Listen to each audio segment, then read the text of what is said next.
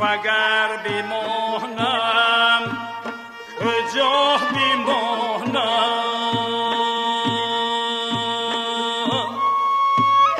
کجا بمانم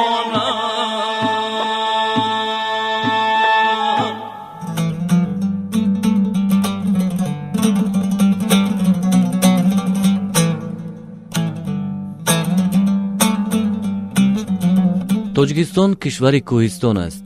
ин аст ки шумори бештари аҳолии кишвар дар деҳот ба сар мебаранд. маҳз дар деҳот аз кӯҳантарин ҳангом то ба имрӯз нишонаҳои ҳунари волои мардумӣ боқӣ мондаву аз наслу ба наслу мегузарад. аз нигоҳи дигар бештар офаридаи ҳунармандон аз ҳисоби чӯбкориву кандакорӣ ва кор бо оҳан, яъне офаридани олоти меҳнат бештар дар кӯҳистон ба кор меояд. ба ин хотир аслан ҳунармандони хубкор дар кӯҳистон ва ё навоҳии дур зиндагӣ мекунанд.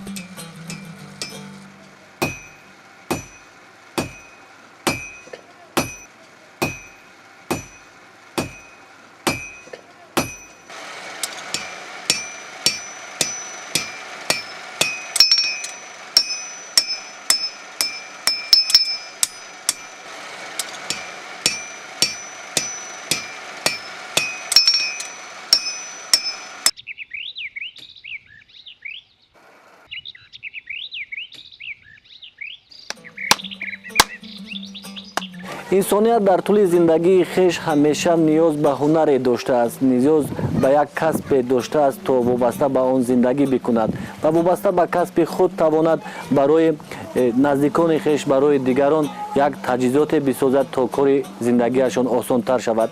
бинандаи азиз салом, барномаи навбатии кӯҳандиёр аст ва мо боз айни ҳол қарор дорем дар хонаи яктан аз ҳунармандон ки аслан фаъолияти хешро дар ҳунари сабадбофӣ оғоз карда то имрӯз омадааст.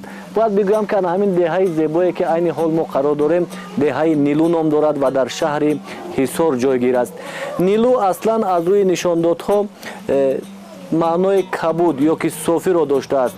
чуне ки мо осмони соф мегӯем, яъне ки осмони кабуди соф мегӯем, ба ҳамин маъно монандтар аст. хуб, биёед ба ҳунари ин ҳунарманд ошно мешавем.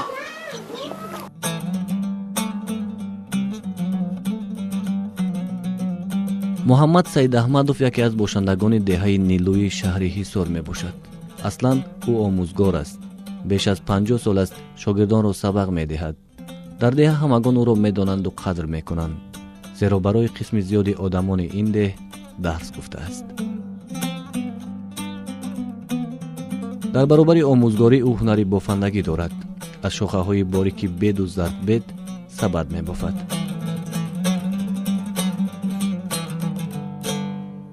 از سن خردسالی به هنر سبدبافی که از بابایو امکان میراث مانده است، همین هنر رو دوام داده استادیم. و فقط خیمچه‌هایی که در بهار نولازیم و این خیمچه‌های گرفته پرتافتن در کار، همین ها رو گرفته باز با قول تاجیکی کجاوه یا سبدهای در خارجگی استفاده برنده می‌بافیم.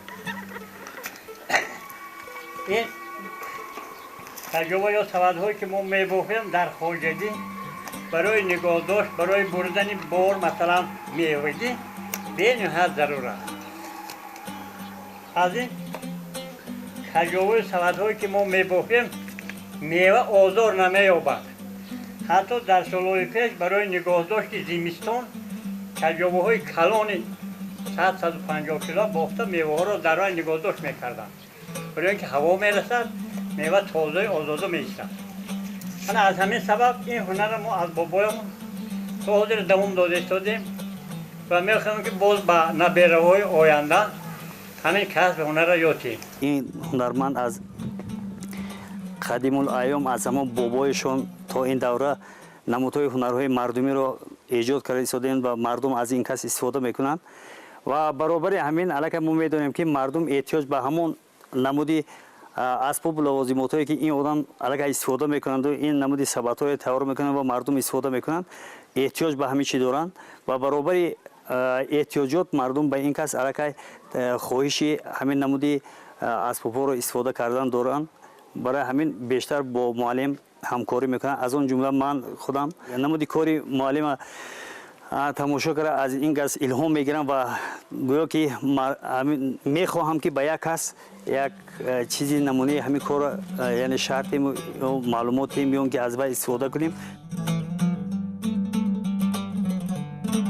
اصلا سبدبافی هنری والدانش بوده است که از گذشته مانده و او امروز این هنر را به فرزندانش می آموزد تا توانند همیشه در خدمت مردم باشند. او میگوید که برای سبد بافتن توجه خاصه کافی است تا توانی نوده های تر را بین هم گذاری. در این ده سبد بافان بودند زیرا اصلا مشغولیت مردمی اینجا باغداری است و میوه های خوب اینجا میپزند. از این رو مردم همیشه به سبد های بزرگ و خرد نیاز داشتند زیرا تنها طریق این گونه ظرف ها میوه های خود را تر و تازه تا به بازار می بردند. این یگان با درخت با خمچه‌ای که ما میبریم ضرر ندارد چون که هر سال درخت ها رو باز از سر نو تازه کردن در کار. این خمچه‌های زیادی ما میگیریم. این هم برای خواجگی هم برای اهل جماعت خیلی فایده داره. برای همین هنر رو از خود کردن اصلا برای انسان چی در کار است؟ دانش در کار است، رفت در کار است، توجه. اساساً برای این هنر از خود کردن در نزد استادایی که این هنر رو دارن یک بار دو بار شنید همه نازک هنر را یاد میگیرید. فقط به سر و سیمگی خب از خود کنی هنر بسیار مرکب نیست. فقط استاد در کار که شما آموزاند که چیکار کردن در کار.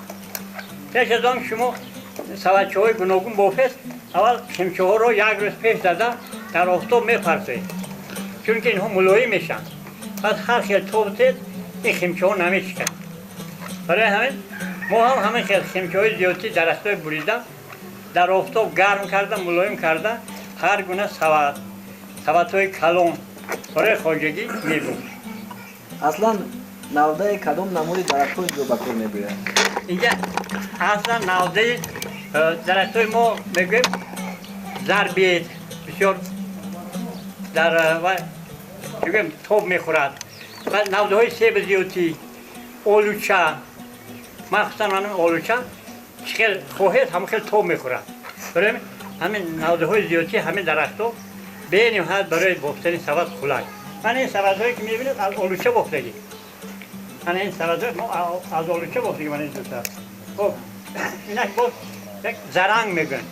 در درخت مخصوص است که زرنگ به نهایت خیمتش با قوت. برای چند سالها در خارجی استفاده بردن از کوه در خیمچه های زرنگ از دست میبریم برای به نهایت با قوت چند سالها خدمت کرده میتونه. اصلا سبد ها گوناگون می شوند. انا این نمود رو برای گرفتن نان گرم نیز استفاده می نمایند.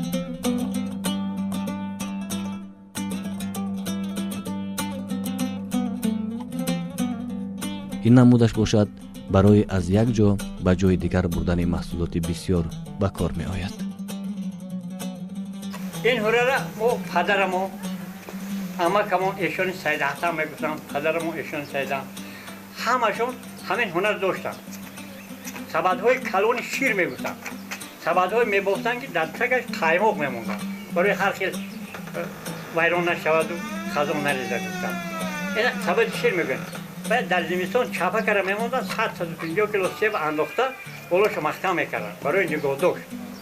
این هنر را ما پدرم و عمکمون از همون قدیم میتونستن.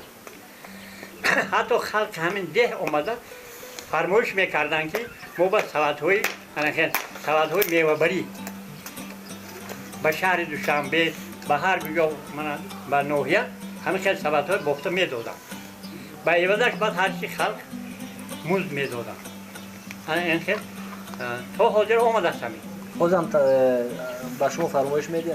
حاضرم بعضا میگن که ما به سبدهای بافته برای نان از یک جا بردن بزیب برای میوه های موندن در من یرمرکه ها و فرمایش میتن که سبدهای مایده گوناگون ما با بافته چید ما درخت های خالگی بعد در من خانه میبینم با همراهی نبیره ها بعد همین شبکه‌های خرد خورده که درخت های زدن سبدهای خرد بافتن خلق میتین فرزندانتون اوده این کار فرزندانمون بچه پسر کلانی و شمسیدین ادویدی من همین سبد بافی پورا میبرم یا دادم من حتی من این نبیره هم کمسم میتونم در همین دهه شما بغیر از شما باز سبد باف بود؟ سبد باف اکامو بودم من اگه آدم پیر شده 90 با بازه بس کرده دو سه کس بودن همینجا غیر اویله ما اوی بابایا رو میگفتن سبد میبافتن ایشانی اکرم میگفتن غیر اویله ما اگه این هنر همه قطر زیبا بافید من خیمچه های رنگه کنه سبد از جایی میبرم خیمچه های سفید هست خوبه خیمچه های سرخ درنگ گفتم بافید اگر از جایی من همه قفص کوکب میبافید از دورهای پیش اما که بویور میگفتن یک موسیقی که به ساختن همین سبد و نمودی مثال من کجاوهایی که بارکشی بود است یعنی عمل میکردن اودو میگفتن یک موسیقی و عمل میکرد و خلاصه این علاقه دادیه ما این انانه شدگی مردم قریب که خودش همین روحان یک چیز ایجاد کردن با ذوق و هوس دارد از یک کس که دید یک چیز میسازد من ایشون خیلی شاگردای زیاد دارن که امروز مردم از همین شاگردی خودشون استفاده میبرن فرزندای اینا استفاده میبرن اینا بودی اسبابای البته خودشون میسازن با آمدن فصل بهار کاری سبدبافی نیز اوج میگیرد زیرا محض در این هنگام آدمان نوده‌های زیادتی درختان خویش را تازه مینمایند. همزمان در این هنگام کاری محمد سید احمدوف دوچند می شود.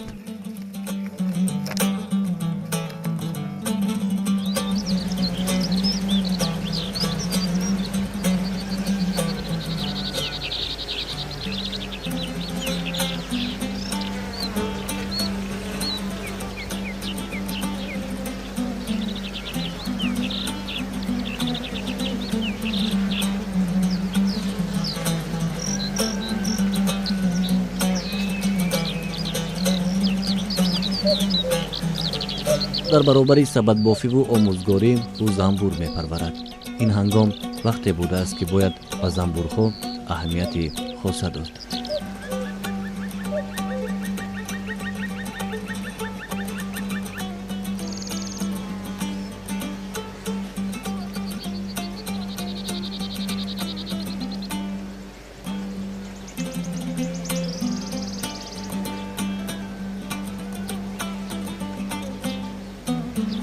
کسی که میخواهد زنبور اصل پرور شود ضرر ندارد برای اینکه این مانند دیگر شو زمستان خوراک ندارد همین ذخیره‌اش را میخورد شما فقط خدمت میکنید در فصل تابستان و بهار برای همین برای هر یک خواجگی پرورش کردن زنبور به نهایت فایده‌آور است.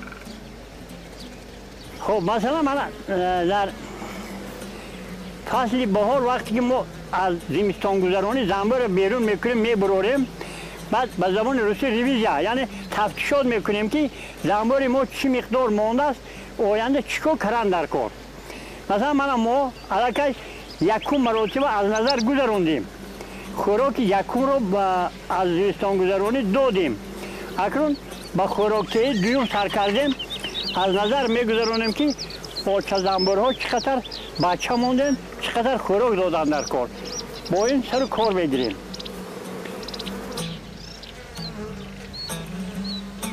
او میگوید که این مشغولیت را بیش از 30 سال است دارد.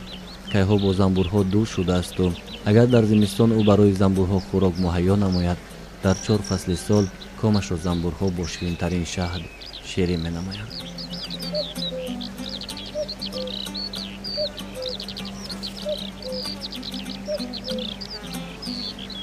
از زنبور بغیر اصل باز گردگول باز پریپولیس و هم موم برای خلق برای طبابت ما گرفته به خلق پیشنهاد میکنیم. پریپوس اصلا برای کسل معده، برای کسل درونی بینهایت فایده‌آور است. سالهای بود که ما از یک عائله زنبور تا 20 کیلوگرم عسل میگیریم. عسلی که ما میگیریم همش از عسل‌های گیاه. نوع عسل دو خیل است. یکم عسل شیره، دوم عسل گل. ما فقط عسل رو از گل میگیریم. در ما عسل شیره قریب که نیست. بنابر خریدار عسل ما هم در بازار جهانی، در بازار امروزه بینهایت زیاد است.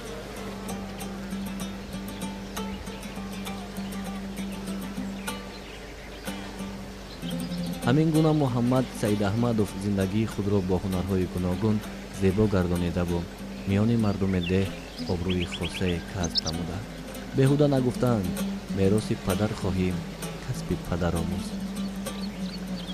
сарчашмаи аслии бархе аз ҳунарҳои мардумӣ маълум нест, вале дар ин ва ё он ҷо фаъолият намудани ҳамин гуна ҳунармандон нишони он аст ки ин ҷо рӯзгори ҳунармандони асил зиндагӣ кардаанд.